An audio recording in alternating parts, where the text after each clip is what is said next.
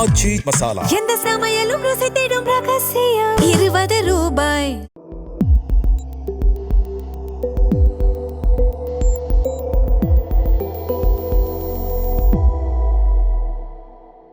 தமிழ் தடம் நேயர்களுக்கு வணக்கம். நம்மோடு உரையாட ஊடகவியலாளர் திரு கேப்ரியல் இணைந்திருக்காங்க. வாங்க பேசலாம். அதற்கு முன்பாக சப்ஸ்கிரைப் பண்ணாம வீடியோ பார்த்துட்டு இருந்தீங்க அப்படின்னா சப்ஸ்கிரைப் பண்ணுங்க.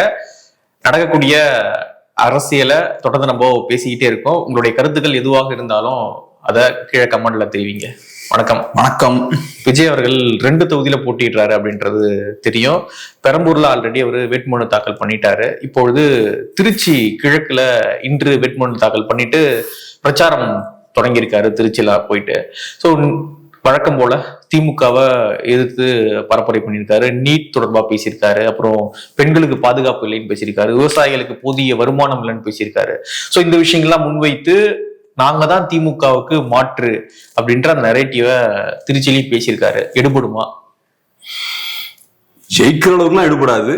ஆனா கொஞ்சம் ஓட்டை கண்டிப்பா உடைப்பாரு.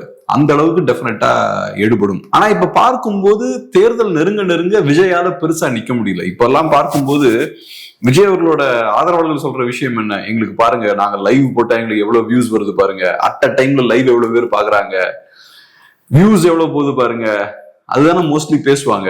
அந்த தேர்தல் நெருங்கும் போது பார்த்தோம்னா சூடு பிடிக்க ஆரம்பிச்சிடும். எல்லாருமே கடுமையா களத்துல இறங்கி பரப்புரை பண்ண ஆரம்பிப்பாங்க. ஒரு வேகம் வர ஆரம்பிக்கும். சினிமாக்காரங்களுக்கும் சரி, புதுமுகங்களும் சரி, சிறிய கட்சிகளும் சரி, அந்த வேகத்துக்கு அவங்களால போக முடியாது. தேர்தல் நெருங்க பார்த்தோம்னா அதிமுக திமுகன்ற மாதிரி அந்த களம் மாறிடும். சோ இப்ப விஜய் இன்னைக்கு பேசுறதெல்லாம் பார்த்தோம்னா பெருசா அட்ராக்ஷன்ல இருக்கு, பெருசா பார்வையாளர்கள் இந்த விஷயம்னால. அவர் இதுக்கு முன்னாடி ஒரு 2 days முன்னாடி பேசினாரு பாருங்க, அப்பவுமே பார்த்தோம்னா பெரிய ரீச் அந்த ஸ்பீச்சுக்கு இல்ல. இதுக்கு முன்னாடி பேசும்போதெல்லாம் பார்த்தோம்னா களம் அமைதியா இருக்கும். விஜய் அப்படின்ற ஒரு ஸ்டார் வெளியே வரும்போது பெரிய லெவல்ல அதுக்கு ஊடக வெளிச்சம் கிடைக்கும். அது பெரிய ஒரு பேசு பொருளாகவும் இருக்கும். ஆனா தேர்தல் நெருங்கும் போது பெரிய கட்சிகள் ஃபுல்லா பார்த்தோம்னா அவங்க வண்டியெல்லாம் ஸ்டார்ட் பண்ணிடுவாங்க. அந்த எலெக்ஷன் மிஷின் வாங்கல்ல, அதை ஸ்டார்ட் பண்ணிடுவாங்க. எலெக்ஷன் மிஷினை ஸ்டார்ட் பண்றது கஷ்டமான வேலை. ஏன்னா அதுக்கு நிறைய செலவாகும். அது இந்த ரோலரை ஓட்டுற மாதிரி அது நிறைய செலவெடுக்கக்கூடிய ஒரு விஷயம். ஆனா அந்த வண்டியை ஸ்டார்ட் பண்ணிட்டாங்கன்னா அது ஒரு பெரிய ஒரு அந்த மூடை கிரியேட் பண்ணிரும். மற்றவங்கனால திமுக அதிமுகவோட போட்டி போடுறது கஷ்டம். ஆனா விஜயை பொறுத்தளவுல அவரு ஒரு நரேட்டிவ் செட் பண்ண முயற்சி பண்றாரு. திமுகவுக்கும் எங்களுக்கும் தான் போட்டி. சோ அதனால 4 முனை போட்டி இந்த விஷயம்லாம் ஒண்ணும் கிடையாது. சண்டை எங்களுக்கும் திமுகவுக்கும் தான், வேற யாரும் களத்திலே கிடையாது. சண்டை எங்களுக்கும் திமுகவுக்கும் சொன்னாலே அதிமுக எல்லாம் ஒண்ணுமே கிடையாது. அதிமுக 3வது 4வது இடம் தான் வரும் அப்படின்றதுதான் அவரோட ஏம். சோ அததான் அவரு கட்டமைக்க முயற்சி பண்றாரு. அதிமுகவுக்கு நீங்க ஓட்டுலாம் போடுறது வேஸ்ட், இங்க நாங்க தான் முக்கியமான ஆளு, எங்களுக்கு ஓட்டு போடுங்க அப்படின்றத அவர் மறைமுகமா சொல்றாரு. இது இன்ஃபேக்ட் டே 1ல இருந்து விஜய் இதுதான் பண்ணிட்டு இருக்காரு. இந்த நரேட்டிவ் தான் ஃபர்ஸ்ட் டேல இருந்து விஜய் பண்றாரு. 2வது முக்கியமான விஷயம் பார்த்தோம்னா கேஸ் சிலிண்டர் பத்தி அவரு பேசுறாரு. கேஸ் சிலிண்டர் பத்தி பேசும்போது பார்த்தோம்னா சும்மா டெல்லிக்கு எல்லாம் பறந்து போவீங்களே, இந்த விஷயத்துக்காக டெல்லிக்கு பறந்து போங்க அப்படின்ற மாதிரி அவர் சொல்றாரு. இந்த இஷ்யூவை பொறுத்தளவுல இது ஒரு சீரியஸான இஷ்யூ. அது மட்டும் இல்லாம நாங்க 6 சிலிண்டர், அன்னபூர்ணா இந்த திட்டமோ இன்னும் சம்திங், சோ நாங்க 6 சிலிண்டர் கொடுக்குறோம் அப்படின்னு அதை சொல்லிட்டு அதுக்கப்புறம் இஷ்யூ வராரு. சோ இப்ப இந்த இஷ்யூவை கொஞ்சம் மெச்சூர்டா நீங்க ஹேண்டில் பண்ணணும். இது திமுகவும் சரி தாவேக்காவும் சரி 2 பேருமே கொஞ்சம் மெச்சூர்டா ஹேண்டில் பண்ணணும். என்ன நடந்துட்டு இருக்குன்றத மக்களுக்கு கிளியரா புரிய வைக்கணும். ஒரு போர் போய்கிட்டு இருக்கு. சோ இப்ப சிலிண்டர்ஸோட வரத்தெல்லாம் கம்மியாகுது, இல்லாட்டி ஒரு தட்டுப்பாடு ஏற்பட்டிருக்குன்னா அது காரணம் எல்பிஜி ஷார்டேஜ் இருக்கு. அங்க இருந்து வர வேண்டிய எல்பிஜி வரல, பெட்ரோல் வரக்கூடியது கம்மியாயிருக்கு. ஸ்ட்ரெயிட் ஆஃப் ஹோர்முஸை மூடி வச்சிருக்காங்க. அப்ப ஸ்டாலின் அவர்கள் செய்யற அரசியலும் தப்பு. இதுக்கு காரணம் மத்திய அரசு அப்படின்ற மாதிரி அவரு கொண்டு போறாரு. இவங்க இதுக்கு காரணம் ஸ்டேட் கவர்மெண்ட் அப்படின்ற மாதிரி இவங்க கொண்டு போறாங்க. ஊர்ல ஒரு பிரச்சனை இருக்குன்னா மக்களுக்கு நீங்க தெளிவுபடுத்தணும். பிரச்சனை இதுதான், இதனால வரல, இதை இப்படி சரி பண்ணலாம், நெக்ஸ்ட் டைம் வராம இருக்க இந்த மாதிரியான விஷயங்கள் பண்ணலாம். கேஸை நிறைய ஸ்டோர் பண்ணி வைக்கலாம். இப்ப நம்ம கிட்ட 2 நாளைக்கான கேஸ் தான் இருக்கு அப்படின்ற மாதிரிலாம் சொல்றாங்க. சோ வளர்ந்த நாடுகள்ல இருக்கிறது மாதிரி நம்மளும் பல நாட்களுக்கான அந்த கையிருப்பு இருக்கிற அளவுக்கு பெரிய ஒரு ஸ்டோரேஜ் ஃபெசிலிட்டியை கட்டணும். இதெல்லாம் லாங் டேர்ம் ப்ராஜெக்ட், அதெல்லாம் நீங்க பேசலாம். ஆனா நீங்க ஏதோ இதை ஒரு ரீஜனல் இஷ்யூ மாதிரி நீங்க மாத்திடாதீங்க. மக்களை இன்னும் பேனிக் மோட்ல கொண்டு போறாங்க. பேனிக் மோட்ல வச்சுக்கிறது, தேவையில்லாத கோவத்தை கிரியேட் பண்றது. திமுகவை பொறுத்தளவு இவங்க தான் காரணம்ன்றது, தாவேக்காவை பொறுத்தளவு திமுக தான் காரணம்ன்றது. சோ நீங்க என்ன பண்றீங்க, அந்த மக்களோட கோவத்தை இன்னொரு பக்கம் டைவர்ட் பண்றீங்க. அத ஒரு கன்ஸ்ட்ரக்டிவா நீங்க மக்களோட கோவத்தை டைவர்ட் பண்ணணும். கரெக்டா எங்க கோவத்தை திருப்பணுமோ அங்க திருப்பணும். அப்பதான் அது மாற்றங்களை ஏற்படுத்தும். நீங்க உங்க அரசியல் தேவைகளுக்காக பிடிச்ச இடங்கள்ல அந்த கோவத்தை அப்படி திருப்ப கூடாது. பிளஸ் இது பச்சையான பொய்யும் கூட. நீங்க பாஜக அட்டாக் பண்ணணும்னா 1000 இடங்களை நீங்க அட்டாக் பண்ணலாம். பொலிட்டிக்கலா நீங்க பாஜக கவுண்டர் பண்ணலாம். அதெல்லாம் பண்ணாம இதை பண்ண வேண்டிய அவசியம் இல்ல. தாவேக்காவும் திமுக விமர்சிக்கணும்னா 1000 இடங்கள்ல திமுக விமர்சிக்க முடியும். இதெல்லாம் பண்ணணுன்ற அவசியம் இல்லை. ரெண்டாவது விஜய் பார்த்தோம்னா என்ன பண்றாருன்னா, திமுகவோட பொய் வாக்குறுதிகளை பேசுறாரு. நீட்டை நாங்க வந்தோம்னா முதல் கையெழுத்து நீட் விலக்கு தான் அப்படின்லாம் சொன்னாங்க. அதெல்லாம் அவங்க செய்யல. அது போக வேற நிறைய விஷயங்கள்லாம் செய்வோம்னாங்க, அதெல்லாம் செய்யல அப்படின்ற மாதிரி அவரு பேசுறாரு. அது நல்ல ஒரு விஷயம்தான். திமுக செய்யாத விஷயங்களை பேசுறது நல்ல விஷயம்தான். இன்ஃபேக்ட் அதிமுக விட இவரு கொஞ்சம் நல்லா பேசினாருன்னு நான் பாக்குறேன். அதிமுகவுக்கு இந்த அளவுக்கு எஃபெக்டிவா பேச முடியாது. ஏன்னா பிஜேபியோட சேர்ந்து டிராவல் பண்ணும்போது ஓரளவுக்கு தான் நீட் டச் பண்ண முடியும், ஓரளவுக்கு லைட்டா டச் பண்றாங்க. அதை தாண்டி இவர் அளவுக்கு எல்லாம் பேச முடியாது. இவருக்கு எந்த பேகேஜும் இல்லை, ஃப்ரீயா இவரு பேசலாம். இது ஏன் ரொம்ப தேவைன்னு நான் சொல்றேன்னா, திமுக ஆட்சியில நிறைய விஷயங்கள் செய்யலன்றத ஊடகங்களும் பேச மாட்டேங்கிறாங்க. ஊடகங்கள் இந்த லாஸ்ட் ஒரு 2 இயர்ஸ் அதை பேசி இருந்திருக்கணும். ஏன் 2 இயர்ஸ் நான் சொல்றேன்னா, இந்த லாஸ்ட் 2 இயர்ஸ் பார்த்தோம்னா ஊடகங்கள் எலெக்ஷன் பத்தி தான் பேசிக்கிட்டு இருக்காங்க, வேற எதை பத்தியுமே பேசல. கூட்டணி, இந்த அலைன்ஸ் ஸ்ட்ராங்கா இருக்குமா, திமுக கூட்டணி பலமா இருக்கா, இததான் ஒரு 2 இயர்ஸா பேசிட்டு இருக்காங்க. பொதுவா எலெக்ஷன் கிட்ட வரும்போது தேர்தல் கூட்டணி எல்லாம் பத்தி பேச ஆரம்பிப்பாங்க. நமக்கு அது ஓரளவுக்கு ஒரு ஃப்ரெஷ்ஷா இருக்கும். ரைட், எலெக்ஷன் கிட்ட வந்த மூடு கிரியேட் ஆகும். இப்ப எனக்கெல்லாம் பெருசா அப்படி கிரியேட் ஆகல. ஏன்னா 2 வருஷமா ஒரே விஷயம் தான் பேசிட்டு இருக்கோம். நம்மளும் ஓரளவுக்கு அப்படிதான் பேசுறோம். அந்த தேர்தல் கூட்டணி, தேர்தல் அரசியல் கணக்குகள், இதை பத்தியே தான் மோஸ்ட்லி விவாதங்கள் பார்த்தோம்னா போயிட்டு இருக்கு. 2024 தேர்தல் முடிஞ்சதுக்கு அப்புறம் உடனே இதை ஆரம்பிச்சிட்டாங்க. அதுக்கப்புறமே பாத்தீங்கன்னா திமுக ஒரு நெரட்டிவ் செட் பண்றாங்க. 2026 நாங்க 200+ சீட்ஸ் ஜெயிப்போம், 200 அப்படின்ற அந்த நம்பர் செட் பண்றாங்க. தேர்தல் முடிஞ்ச உடனே 24 முடிஞ்ச உடனே மீடியாவும் பார்த்தோம்னா அப்ப இருந்து இப்ப வரைக்கும் இதை தான் பேசிட்டு இருக்காங்க. சோ அந்த வகையில பேச வேண்டிய விஷயங்களை பேசுறது கிடையாது. விஜய் திமுக செய்யாத விஷயங்கள் பேசுறாருல, அது பாராட்டப்பட வேண்டிய விஷயம்தான். ஆனா விஜய்கிட்ட இருக்கக்கூடிய சிக்கல் என்னன்னா, விஜய் இப்பவே பச்சை பொய்ய சொல்ல ஆரம்பிச்சிட்டாரு. அவர் தேர்தல் வாக்குறுதின்னு கொடுக்குற விஷயம் எல்லாம் பார்த்தா 2500 ரூபாய் கொடுப்பாராம். அதே மாதிரி ஸ்டூடெண்ட்ஸ் வந்து டிராப் அவுட் ஆகாம இருக்கிறது 15000 ரூபாய் கொடுப்பாராம். 8 கிராம் தங்கம் கொடுப்பாராம். எல்லா பஸ்லயும் பெண்கள் ஃப்ரீயா டிராவல் பண்ணிடலாமா. இது போக ஏகப்பட்ட இலவசங்களை விஜய் அனௌன்ஸ் பண்றாரு. இதெல்லாம் பண்றேன்னு அவர் சொல்றாருனாலே போய் தான் சொல்றாரு. விஜய் பவருக்கு வரணும், வந்ததுக்கு அப்புறம் நம்ம 4 வருஷம் வெயிட் பண்ணணும், அதெல்லாம் தேவையே இல்லை. இப்பவே நீங்க சொல்லிடலாம் விஜய் போய் சொல்றாரு. சோ நீங்க திமுக மேல குற்றச்சாட்டு வைக்கிறீங்கல்ல, பொய்யான வாக்குறுதிகளை கொடுத்து உங்களை ஏமாத்தி உங்ககிட்ட இருந்து வாக்குகளை வாங்கினாங்கன்னு, அதே வேலையை விஜய் இப்பவே பண்றாரு. ஏன்னா இதெல்லாம் நிறைவேற்றவே முடியாத வாக்குறுதிகள், இதெல்லாம் செய்யணும்னா நிறைய பணம் தேவைப்படும். இந்த மாதிரியான பணம் நம்ம அரசு கிட்ட கிடையாது. அப்படியே இவ்வளவு பணம் இருந்தாலும் இந்த மாதிரியான முட்டாள்தனமான விஷயங்களுக்கு செலவழிக்க கூடாது. இவர் என்ன சொல்றாரு, கல்யாணம் பண்ண போற பெண்களுக்கு அந்த 8 கிராம் தங்கம் கொடுப்பாங்க. அது என்ன அண்ணன் சீர்? அது அண்ணன் சீர். யாரோட பணத்தை வச்சு யாரு சீர் கொடுக்குறா? நம்ம பணத்தை வச்சு சார் அண்ணன் சீர் கொடுப்பாராம். அண்ணனா இருந்து அவங்களுக்கு சீர் செய்யணும்னு நினைச்சா உங்க வீட்டு பணத்தை எடுத்து கொடுக்கணும். என் பணத்தை எடுத்து கொடுத்து இவர் சீர் பண்ணுவாராம். ஏதாவது காமன் சென்ஸ் இருக்கணும்ல, நம்ம எதாவது சொல்றோன்ற புரிதல் நமக்கு இருக்கணும்ல. அந்த அடிப்படை புரிதல் கூட எல்லாம் இப்படி பேசிட்டு இருக்காங்க. ரெண்டாவது, அடிப்படை புரிதல் எல்லாம் இப்படி பேசுறீங்கன்னா கூட அது செய்யறதுக்கான வாய்ப்பு இருக்கா? செய்யவே முடியாது. இப்படிப்பட்ட வாக்குறுதிகளை கொடுக்குறாங்க. சோ இதுவும் முக்கியமான விஷயம். திமுக என்ன பண்றாங்க, என்ன தவறா செய்யறாங்கன்னு நீங்க சொல்றீங்களோ அதை தவிர நீங்க இன்னைக்கு பண்றீங்க. திமுக 4 வருஷம் கழிச்சு அவங்க செய்ய முடியாதுன்னு ஆச்சு. இப்பவே நான் சொல்லுவேன், விஜய் சொல்ற எதையும் பண்ண முடியாது. இது பக்கா போகஸான வாக்குறுதி. பண்ண முடியாதுன்றது ஓகே தான், ஆனா அது மக்கள் கிட்ட எடுபடுதா, அது வாக்கா மாறுதுன்றது தானே முக்கியமானது. ஏன்னா இவ்வளவு நாளா வந்து மக்கள் இது நடக்குமா நடக்காதா அப்படின்னு தெரிஞ்சா திமுக அதிமுக ஓட்டு போட்டாங்க. இது நல்லா இருக்கு, இப்ப கேட்கறதுக்கு நல்லா இருக்கு, ரைட்டு போடுவோம் அப்படின்ற மாதிரி இருக்கு. ஆமா, அப்படின்ற மாதிரிதான் வாக்களிச்சு மாத்தி மாத்தி கொண்டு வந்துட்டு இருக்காங்க. இப்போ விஜய் அவர்கள் பிரச்சாரம் பண்ற இடத்துல நல்ல கூட்டம், ஃபுல்லா பெண்கள், இளைஞர்களுடைய முகங்களா பார்க்க முடியுது. அப்புறம் வழக்கம் போல வாகனத்தை பின்தொடர்றது, கீழே உழறது, அந்த விஷயமும் வாடிக்கையா நடந்துட்டு தான் இருக்கு. சோ விஜய் அவர்கள் என்ன பேசுறாரு அப்படின்றத விட விஜய் அவர்கள் பேசுறாரு அப்படின்றத மக்கள் கூடுறத பார்க்க முடியுது. நிறைய இளைஞர்கள் பட்டாளம் இருக்கு. ஒரு சின்ன மாற்றத்தையாச்சும் நிகழ்த்துவாரா பர்சன்டேஜ் வைஸா வச்சு? திமுகவுக்கு பெரிய நல்ல மாற்றத்தை ஏற்படுத்துவார். திமுக இது வரைக்கும் 2 தடவை ஜெயிச்சதே கிடையாது. இந்த தடவை ஜெயிக்கிறதுக்கும் நார்மலான காலகட்டங்கள்ல திமுக 2 தடவை ஜெயிக்கிறதுக்கு வாய்ப்பே கிடையாது. சோ இந்த ஒரு புது மாற்றம் ஏற்படுவதற்கு விஜய் முயற்சி பண்ணிட்டு இருக்காரு. திமுகவை 2 தடவை ஜெயிக்க வச்சிடணும். விஜய் செய்யற எல்லா விஷயமுமே பாத்தீங்கன்னா அதிமுகவுக்கு டேமேஜ் ஏற்படுத்தக்கூடிய விஷயங்களா தான் இருக்கு. இப்ப அதிமுகவுக்கு இது பெரிய தலைவலி.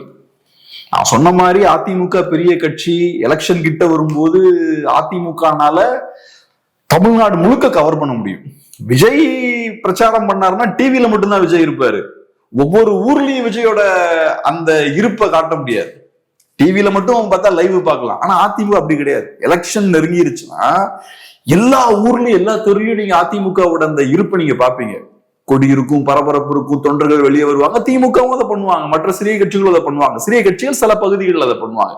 ஆனா திமுக எல்லா இடத்துலயும் அதை பண்ணுவாங்க.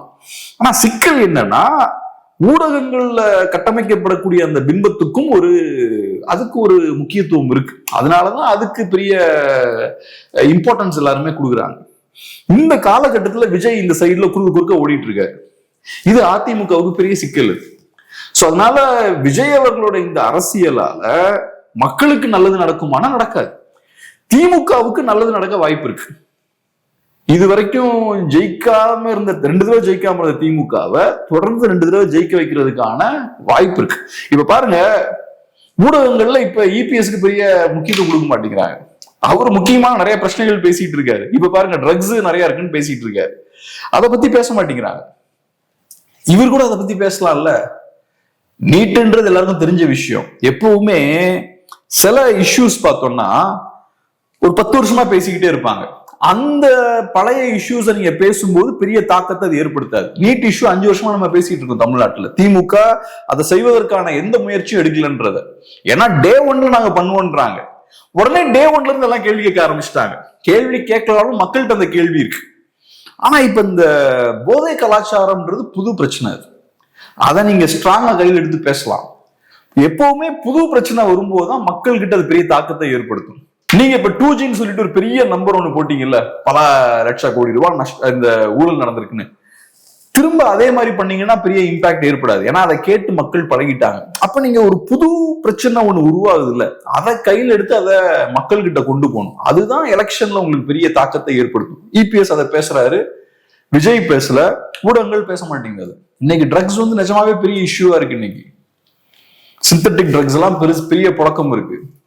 இப்ப அந்த நாங்குநேரி டபுள் மர்டர் நடந்தது இல்ல, அதுல பார்த்தா ட்ரக்ஸோட இன்வால்வ்மெண்ட் இருக்கு. ட்ரக்ஸோட இன்ஃபுளுன்ஸ்ல இவ்வளவு பெரிய ஒரு அக்கிரமத்தை அவங்க பண்ணிருக்காங்க. 2 பேர் கொல்லப்பட்டிருக்காங்க. இதெல்லாம் சாதாரண விஷயமே கிடையாது. திமுக இன்னைக்கு எதிர்கட்சியா இருந்திருந்தாங்கன்னா இதெல்லாம் சாதாரண இஷ்யூவா இருந்திருக்காரு. அதுக்கு கொடுக்க வேண்டிய முக்கியத்துவம் கொடுக்கப்பட்டிருக்கும். ஆனா இன்னைக்கு பெருசா கொடுக்கப்படல. அந்த பிரச்சனையெல்லாம் அவர் பேசிட்டு இருக்காரு. அதை கவர் பண்ண மாட்டேங்கிறாங்க. இவரு பாத்தீங்கன்னா சும்மா வந்துகிட்டு ஏதாவது சினிமாத்தனமா பண்ணிட்டு இருக்காரு. இன்னைக்கு பாக்குறேன், சீமானை பார்த்து கொஞ்சம் கத்துக்கிட்டாரு. சீமான் பாட்டு பாடுறாரு, இவரும் பார்த்தா இப்ப பாட்டு பாடுறாரு. இவருக்கு தெரியுது நம்ம ஒரே விஷயத்த திரும்ப திரும்ப பண்ணிக்கிட்டே இருக்கும். நமக்கு ஏதாவது ஒண்ணு புதுசா செய்ய வேண்டிய தேவை இருக்கு. சோ இவர் என்ன பண்றாரு, ஒரு பெர்ஃபார்மரா யோசிக்கிறாரு. இவர் ஒரு சினிமாக்காரர் தானே, ஒரு பெர்ஃபார்மரா என்ன பண்ணலாம், ரைட், ஒரு பாட்டை உள்ள கொண்டு போவோம். விஜய் ஏதாவது டிஃப்ரெண்டா பண்ணாருன்னா அவருக்கு ஒரு ஊடக வெளிச்சம் கிடைக்கும். உடனே ஒரு பாட்டை பாடுறாரு. அது யார்கிட்ட இருந்து கத்துக்கிட்டது? சீமான் தான் அதை பண்ணுவார். சீமான் இருந்து கத்துக்கிட்ட விஷயம். விஜய்க்கு ஓரளவுக்கு பாட தெரியும். பத்ரி படத்துல எல்லாம் ஒரு பாட்டு முன்னாடியே பாடிருப்பாரு. நான் சின்ன பையனாக்கும் போதே பாத்திருக்கேன். அவரே நிறைய படத்துல இப்பயும் பாடுறாரா? சூப்பர். அப்ப அவருக்கு ஈஸி. உடனே ஒரு அதையும் பேப்பரை பார்த்து ஒரு பாட்டையும் அவரு பாடுறாரு. சோ அவங்கள பொறுத்தளவுல இந்த மாதிரியான ஜிமிக்கி வேலைகள் எல்லாம் பண்றாங்களே தவிர பெருசா எதுவும் பண்ண முடியல. ஆனா இந்த வேலைகளால அதிமுகவுக்கு சிக்கல் இருக்கு. அதிமுகவுக்கு கிடைக்க வேண்டிய ஊடக வெளிச்சம் கிடைக்க மாட்டேங்குது. களத்துல அதிமுகவுக்கு பிரசன்ஸ் இருக்கும். எல்லா பகுதிகளிலையும் எல்லா மக்களையும் போய் அவங்களால ரீச் பண்ண முடியும். திமுகவாலே இது பண்ண முடியும். ஆனா ஊடகங்களுக்கு ஒரு வேலை இருக்கு. ஊடகங்கள்ல இவர் ஸ்பேஸ் ஆக்குபை பண்றாரு. இப்ப விஜயோட வரத்தால திமுகவுக்கு பிரச்சனை இல்லை. ஏன்னா திமுகவை பொறுத்தளவுல எங்களுக்கும் திமுக தான் சண்டைன்னு பேசிட்டு இருக்காரு. அப்ப இவரே திமுக உயிரோட வச்சுக்கிறாரு. ஆனா அதிமுகவை சைலண்டா உரங்கட்டுறாரு. அதிமுக இடத்துலதான் நான் இருக்குன்ற மாதிரி பண்றாரு. சோ இது தேர்தல் காலகட்டத்துல விஜய் குறுக்க புகுறாரு பாருங்க. இது அதிமுகவுக்கு சிக்கல்.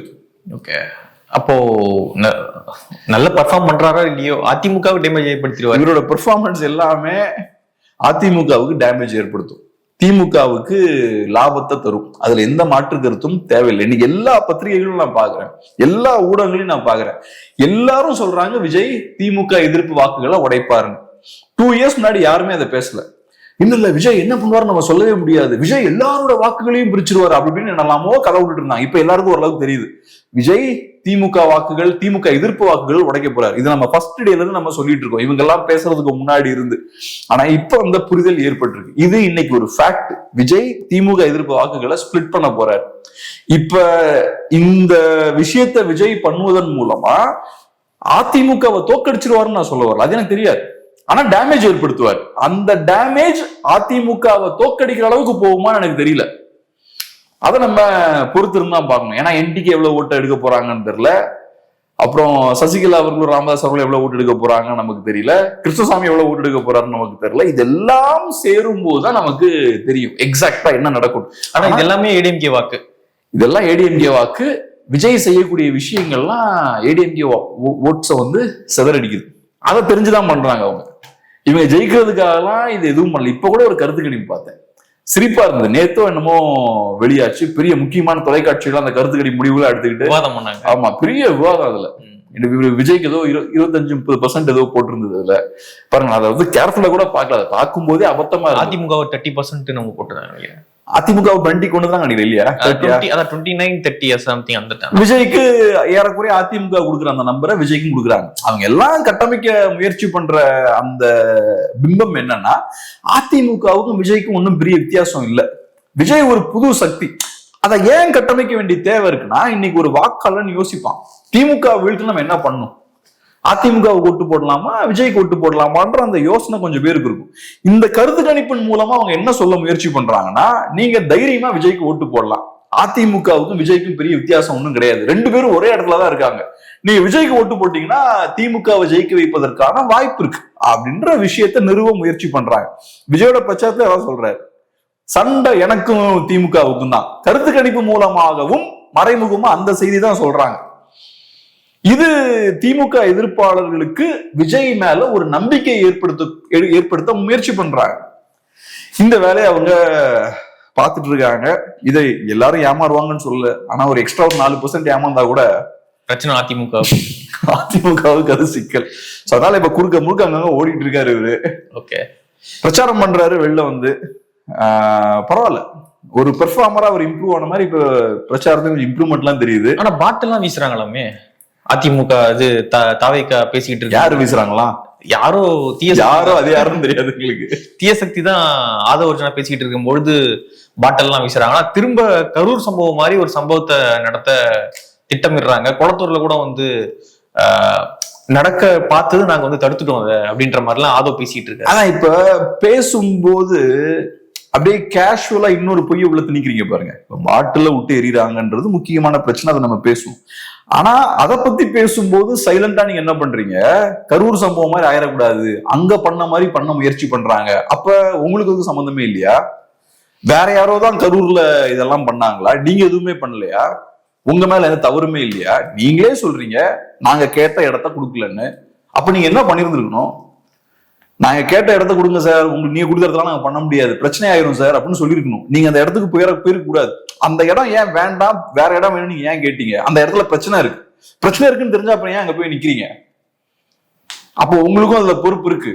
அப்புறம் உங்களுக்கு வரக்கூடிய கூட்டத்தை ஒழுங்குபடுத்த முடியல, வரக்கூடிய அந்த மக்கள் மேல எந்த அக்கறையும் உங்களுக்கு இல்ல, வாட்டர் பாட்டில் கொடுக்கல, ரெஸ்ட் ரூம் ஃபெசிலிட்டிஸ்லாம் நீங்க அவங்களுக்கு வச்சு கொடுக்கல. சோ இந்த மாதிரியான பிரச்சனைகள்லாம் இருக்கு. அதுக்கெல்லாம் காரணம் நீங்க அவங்க ஒரு மனிதராகவே பார்க்கல. சினிமாக்காரங்க என்னைக்குமே ரசிகர்களை பெருசா மரியாதைக்குரிய இடத்துல எல்லாம் வைக்க மாட்டாங்க. அவங்க வந்து விசில் அடிச்சுட்டு நமக்கு காசை கொடுத்துட்டு போகக்கூடிய ஆட்கள் அந்த லெவல்ல தான் வச்சிருப்பாங்க. இங்க நீங்க அப்படிதான் பாக்குறீங்க அவங்கள. அப்ப என்ன ஆகுது, பெரிய ஒரு அசம்பாவிதம் நடக்குது. பாவம் அப்பாவி மக்களுக்கு அந்த புரிதல் இவங்க பின்னாடி போய் ஓடிட்டு இருக்காங்க. இவங்களுக்காக தியாகம் பண்ணவங்க பின்னாடி ஓடினா நம்ம தமிழ் சமூகம் எங்கேயோ போகும். அதன் பிறகும் இறப்புகள் நடக்குது. ஆமா, விபத்து ஏற்படுது. இப்ப ஏன் அதை சொல்றேன்னா, இந்த பாட்டில் வீச்சு நடந்திருக்குன்றது ஓகே, அது கண்டிப்பா நம்ம தீவிரமா அதை ஆராயணும்.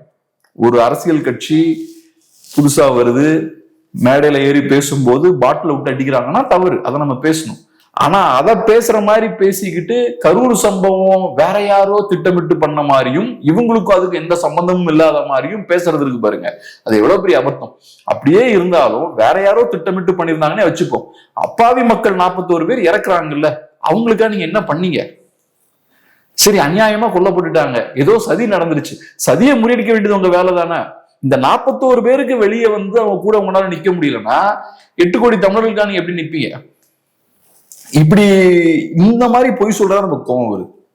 இவங்க அந்த மக்களுக்காக எதுவும் பண்ணல. இன்னைக்கு வரைக்கும் அந்த மக்களை பத்தி பேச மாட்டேங்கிறாங்க. மகாபலிபுரம்ல பார்த்தோம்னா அவர் காலில் விழுந்தாருன்னு ரூமர்ஸை ஸ்ப்ரெட் பண்றாங்க. ஏன் பூட்டி வச்ச ரூம்ல தான் விழுவாரா என்ன? 20 லட்ச ரூபா காசு கொடுத்தாங்க. அது கொடுத்தானே ஆகணும். அது கொடுக்கறதுக்கு வேற ரீசன் இருக்கு. எப்பெல்லாம் தப்பு நடக்குதோ நம்ம நாட்டுல பாத்தீங்கன்னா நிறைய பணத்தை கொடுத்துருவாங்க. இது நம்ம ஊர்ல ஒரு ஸ்டைலு. இந்த தவறுகள் பண்றவங்க கையில நிறைய காசும் இருக்கும், தவறுகளால பாதிக்கப்படுறவங்க கையில காசும் இருக்காது. இந்த மாதிரி பணத்தை வந்து பம்ப் பண்ற வேலையை இவங்க எப்பவுமே பண்ணுவாங்க. அது ஈஸி இல்ல. ஆனா பப்ளிக்கா நீங்க மன்னிப்பு கேட்டா கஷ்டம் இல்ல, உங்களோட இமேஜ் உடஞ்சு போயிரும்ல. அந்த 2 கோடி ரூபாய் காசு, 20 லட்ச ரூபாய் காசா, 20 லட்ச ரூபா, அதை விட உங்களோட இமேஜ் முக்கியம் இல்ல உங்களுக்கு. ஏன் இது 20 லட்ச ரூபாய் கொடுக்குறீங்களா, ரைட் சார், ஓப்பனா கொஞ்சம் ஒரு சாரி கேட்கலாம்ல. அதை பத்தி இன்னைக்கு பேசக்கூட முடியலையே, அன்னைக்கு உங்களுக்கு பேச முடியலையே. இதுல இந்த பேச்சு எங்களுக்கு இந்த பாட்டிலுக்கு இப்ப நம்ம வருவோம். அது இப்ப நம்ம சொல்ல முடியாது என்ன நடந்தது, நம்ம சொல்ல முடியாது. இப்ப அந்த கரூர் சம்பவம் நடக்கும்போது விஜய் மேல பாட்டில் எரிஞ்சாங்க, தண்ணி பாட்டில் எரிஞ்சாங்க. யாருக்கும் தெரியல என்ன. இப்ப சில பேர்கிட்ட கேட்டா கூட்ட நெரிசல் அதிகமா இருந்தது, விஜய் பேச்ச நிப்பாட்டணும் அப்படின்றதுக்காக தண்ணி பாட்டில் எரிஞ்சோன்றாங்க. நமக்கு என்ன மனநிலையில அவங்க இருப்பாங்கன்னே தெரியாது. ஏன்னா அவங்க ரசிகர்கள். விஜய் என்ன பார்க்கணும்னு கூட எரியலாம். விஜய் நடந்த பிறகு துண்டை தூக்கி அவர் மேல எறிறாங்க. அதுல என்ன இருக்குன்னு எனக்கு புரியல நிஜமாக. துண்டை விஜய் மேல எறிறதால உங்களுக்கு என்ன கிடைக்க போகுது? அவங்க எரிஞ்ச துண்டை அவர் போட்டுக்கிறார். அப்ப பாருங்க, அப்ப பாட்டில் எரிஞ்சவனோட மைண்ட் என்னவா இருந்திருக்கும்? நான் எரிஞ்ச பாட்டில் அவங்க மேல படுதுன்றதா என்ன என்ன அதான் அவங்களோட. நான் எதுக்கு சொல்றேன்னா, துண்டை எரிஞ்சு விஜய் போடுறாருன்னு சொல்றீங்க, நம்ம மைண்ட் இப்படி யோசிக்காது இல்ல. அது ஒரு ரசிகன் தான் அப்படி யோசிக்கிறான். நான் கொடுத்த துண்டை அவர் வாங்கி கழுத்துல மாட்டிக்கிட்டா எனக்கு ஒரு பெருமை நினைக்கிறாரு. ஆனா திமுக தொண்டர்களும் அதை பண்றாங்க. இந்த வாக் பண்ணும் பொழுது துண்டு தூக்கி எறிகிறது அதெல்லாம் பண்றாங்க, எல்லாம் தான் பண்றாங்க. ஆனா என்னோட பாயிண்ட் என்னன்னா, இவங்களோட மைண்டுக்குள்ள என்ன போயிட்டு இருக்குன்னு நமக்கு தெரியாது. பொலிட்டிக்ஸ் இல்ல. அப்போ திடீர்னு போய் விஜய் மேல பாய போறாங்க, பிடிச்சி பவுன்சர் தூக்கி வெளில எறிகிறாரு. தலைவர் மேல பாஞ்சீங்கன்னா தலைவருக்கு டேமேஜ் ஆகும், அவருக்கு அடி விழும். நீங்க தலைவரோட ரசிகர், நீங்க போய் அவருக்கு பாதிப்பு ஏற்படுத்தக்கூடாதுல, அந்த புரிதல் வேணும்ல. அதெல்லாம் பத்தி எனக்கு கவலை கிடையாது. தலைவருக்கே பாதிப்பு ஏற்பட்டாலும் கிடையாது, எனக்கு அவர் மேல டைவடிக்கணும். அப்புறம் ஒரு பவுன்சர் தூக்கி குப்பை எறிகிற மாதிரி வெளில எறிகிறார். அதெல்லாம் எவ்வளவு வருத்தம். அதெல்லாம் அவன் மனுஷனை டீல் பண்ற மாதிரி டீல் பண்ண மாட்டேங்கிறாங்க. அந்த இடத்துக்கு போய் நீங்க ஏன் நிக்கிறீங்க அப்படி? சோ அதனால இந்த கூட்டத்தை பத்தி எனக்கு தெரியல. பாட்டில் வந்து உழுதுன்னா இன்னொரு என்ன சொல்றாங்க, அது தாவகக்காரங்க தான்றாங்க. அது எந்த அளவுக்கு உண்மைன்னு எனக்கு தெரியல. அதாவது வால்பேப்பர்ல கைது பண்ணப்பட்டவங்களுடைய வால்பேப்பர்ல வந்து டிவிகே போட்டோலாம் இருக்கு. அவன் என்ன மைண்ட்ல என்ன பண்ணாங்க, அப்புறம் அவர் குடிபோதையில இருந்தாங்கன்றாங்க, இந்த குடிச்சிட்டு சண்டையில எரிஞ்சிட்டாங்கன்றாங்க. நமக்கு ஒண்ணும் தெரியல இவங்க என்ன பிளான்ல இருக்காங்கன்னு. சோ அதனால இவங்க கொஞ்சம் டிஃப்ரெண்டான குரூப். இது இவங்க மூளைக்குள்ள என்ன போயிட்டு இருக்குன்னு நமக்கு தெரியல. அதனால கரெக்டா கண்டுபிடிச்சு சொன்னா நல்லா இருக்கும். என்னது, யார் எரியுங்க பாட்டில் கதை, சிபிஐ விசாரணை, அதுக்கும் விஜய். ஆமா, இருக்கிற இன்ஃபர்மேஷன் வச்சு பார்த்தா இவங்களோட குறைஞ்சாலும் கிடையாது. உச்சபட்ச முட்டாள்தனம் பண்ணக்கூடிய கெப்பாசிட்டி இருக்கக்கூடிய ஒரு குரூப் தான் இவங்க. இப்போ சதி நடக்குது அப்படின்னு சொல்றாங்க. சரி விசாரிங்க அப்படின்னா ஏன் விஜய் வந்து விசாரணை கூப்பிடுறீங்கன்னு கேக்குறாங்க.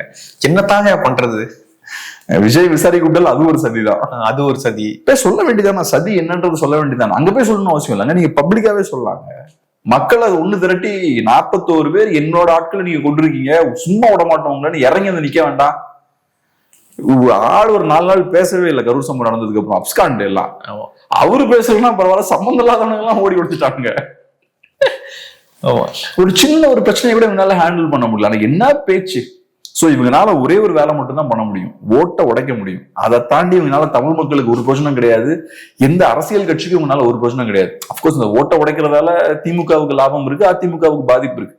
பட் நான் long term political point of வியூல இருந்து பேசினா இவங்கனால யாருக்கும் ஒரு பாதிப்பு இல்லை. ஒரு லாபம் கிடையாது. இது ஒரு பெரிய டேஞ்சரான ஒரு கூட்டம். இப்போ விஜய் வந்து தன்னுடைய பெரம்பூர்லயும் பிரச்சாரம் பண்ணிட்டாரு, இன்னொரு தொகுதியான திருச்சி கிழக்குலயும் பிரச்சாரம் பண்ணிட்டு இருக்காரு.